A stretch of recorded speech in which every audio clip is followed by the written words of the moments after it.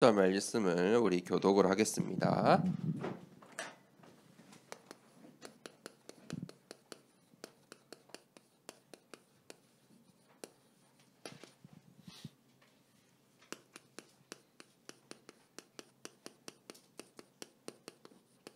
사도행전 1장 1절에서 8절 말씀을 우리 함께 교독을 하겠습니다.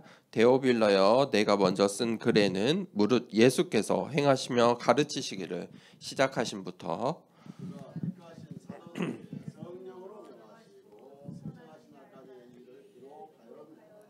그가 고난 받으신 후에 또한 그들에게 확실한 많은 증거로 친히 살아계심을 나타내사 40일 동안 그들에게 보이시며 하나님 나라의 일을 말씀하시니라.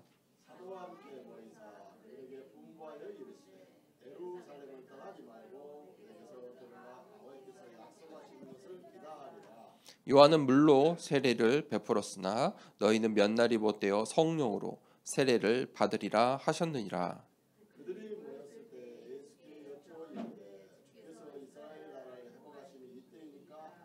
이르시되 때와 시기는 아버지께서 자기의 권한에 두셨으니 너희가 알 바 아니요 오직 성령이 너희에게 임하시면 너희가 권능을 받고 예루살렘과 온 유대와 사마리아와 땅끝까지 이르러 내 증인이 되리라 하시니라. 아멘. 2월달 동안 하나님의 망대, 오늘은 첫 번째 세 가지 시간표 말씀을 나누겠습니다. 서론에 우리가 가장 중요한 것이 하나님과 방향을 맞추는 것이 가장 중요해요. 하나님과 방향을 맞춰야 돼요. 지금부터 우리가 하나님과 방향을 맞추고 출발해야 돼요. 하나님과 방향을 어떻게 맞출 수 있는가? 하나님의 방향은 어디에 있냐면 복음 속에 있어요. 복음. 하나님이 우리에게 복음을 주셨어요. 그래서 우리가 이 복음의 방향을 맞춰야 돼요. 이 복음이 어떻게 되는 것을 하나님이 원하시냐면 복음을 전하는 거예요. 전도와 선교. 자, 하나님의 방향은 이 속에 있어요. 그래서 우리가 이 속에 방향을 맞출 때 어떤 일이 일어나냐면 치유가 시작돼요. 우리의 몸이 아픈 것도 치유될 뿐만 아니라 우리의 마음과 생각과 우리의 가정과 나의 현장과 내가 살고 있는 이 시대의 재앙을 막는 그 치유가 언제요? 하나님과 방향을 맞출 때, 내가 하나님의 그 방향인 복음 속에 있을 때, 전도와 선교 속에 있을 때 치유가 시작돼요. 그런데 이 치유는 세상에서는 병원에서 아프면 약을 주잖아요. 그거는 근본의 치유가 아니에요. 우리의 몸이 힘을 얻어서 세균을 이겨내도록 하고, 그렇죠? 또는 세균을 잠시 잠깐 약하게 만들고. 그런데 이 하나님과 방향을 맞출 때 일어나는 치유는 재창조예요. 방법이 달라요. 당연히 결과도 다르죠. 재창조의 치유예요. 그래서 복음은 모든 문제의 답이라는 거예요. 자, 이 속에 있으면 이 응답이 우리에게 올 수밖에 없겠죠. 자, 그러면 하나님의 방향 속에 있으면 그 방향 끝에는 목표가 있겠죠. 하나님의 목표가 있어요. 하나님의 목표는 어딜까요? 그게 하나님이 그 목표를 우리에게 알려주셨는데 그게 바로 성전의 새 뜰이에요. 이방인의 뜰, 선교의 뜰. 우리가 나랑 전혀 상관없는 2, 3, 7, 5천 정도, 하나님은 거기에 관심이 있어요. 나를 통해 2, 3, 7, 5천 종족을 살리세요.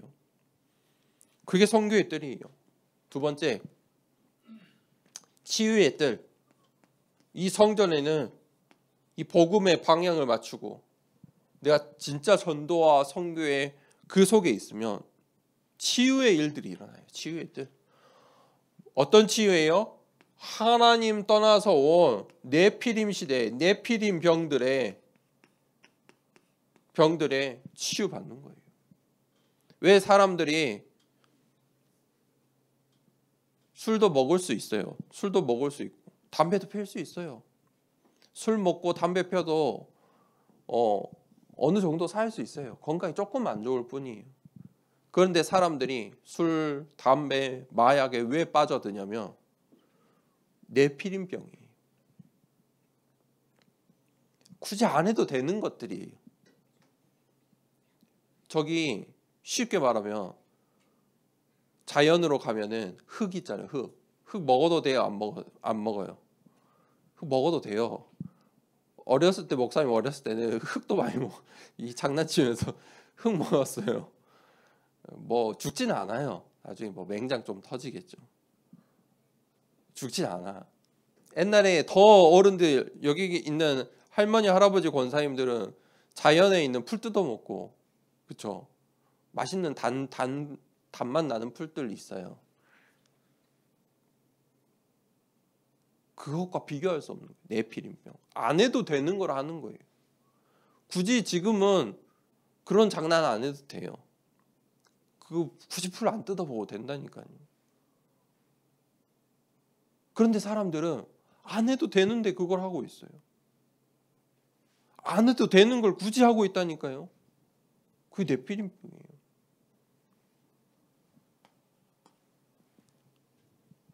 자, 렘넌트의 뜰.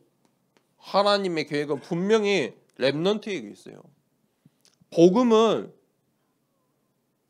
내가 받았을 것이 아니에요.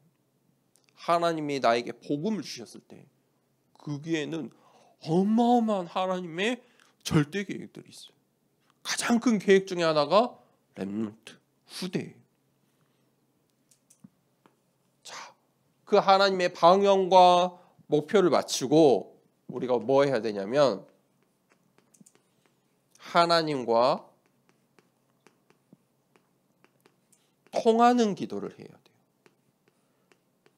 어떤 기도를 해야 되냐면 하나님과 통하는 기도.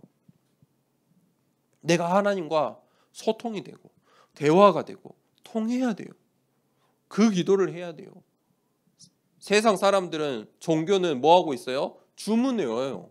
일방적인 거잖아요. 그냥 주문 외운다니까요. 목사님이 설 전에 장례식장 한 군데 갔는데 거기 뭐 하냐면 물 떠났더라고. 물.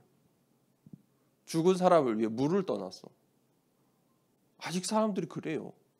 세상 사람들은 그렇게 생각하고 있어요. 물 떠났어요. 하나님과 통하는 기도를 해야 돼요. 세상 사람들과 똑같은 기도할 필요가 없다니까요. 그럼 종교예요. 하나님과 통하는 기도는 무엇이냐? 구약 시대에는 렘넌트 7명이 왜 쓰임 받았어요? 수많은 사람들 가운데 렘넌트 7명이 쓰임 받은 이유는 시대마다 언약을 붙잡았어요. 하나님이 원하시는 언약. 잘 보세요. 신약 시대에는 수많은 하나님께 쓰임 받은 사람들이 나오는데 그 중에서 누가? 바울. 하나님 왜 바울을 들어 하나님의 방향과 목표 로마 복음화를 이루셨냐면 바울이 하나님과 통하는 기도 속에 언약을 붙잡아서 그래요. 내가 원하는 것이 아니고 내가 하고 싶은 게 아니고 하나님이 원하시는 거 그거 붙잡아서 그래요. 그 하나님의 망대를 우리는 세워야 돼요. 자, 3가지의 시간표가 있어요. 첫 번째,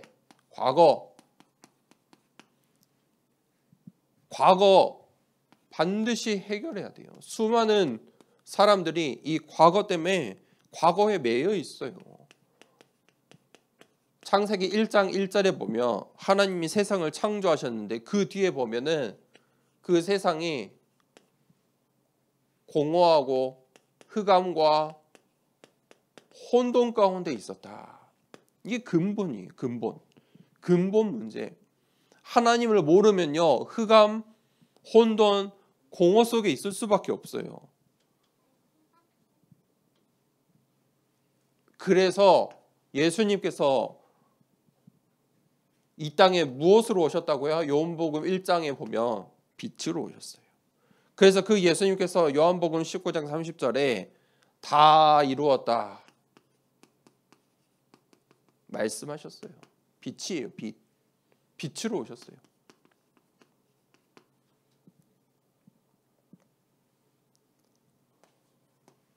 그러면 오늘이 있겠죠.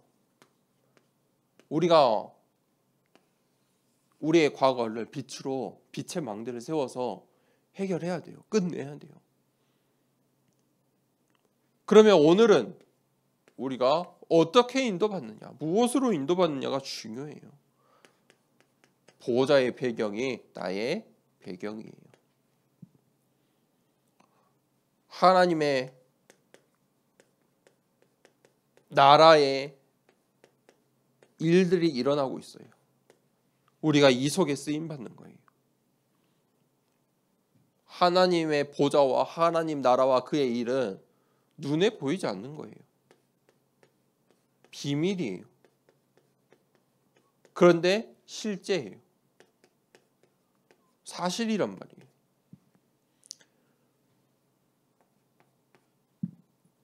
자, 그러면 우리의 미래는 보장되어 있어요. 어떤 사람의 미래가 보장되어 있냐면 성령이 내주하는 사람, 하나님의 자녀들, 반드시 미래가 보장되어 있어요. 하나님을 모르는 사람들은 운명, 사주팔자가 굉장히 중요한 거예요. 오늘의 운세가 중요하다니까요. 내일 어떤 일이 일어날지 모르니까 이름도 바꾸고 조상의 묘자리도 바꾸고 별거 다 하고 있어요. 그런데 우리는 근본적으로 다른 것이 있어요. 나는 하나님의 자녀예요. 하나님의 성전이에요. 하나님이 내 안에 계세요. 그러니까 하나님께서 나를 성령으로 인도하고 계세요.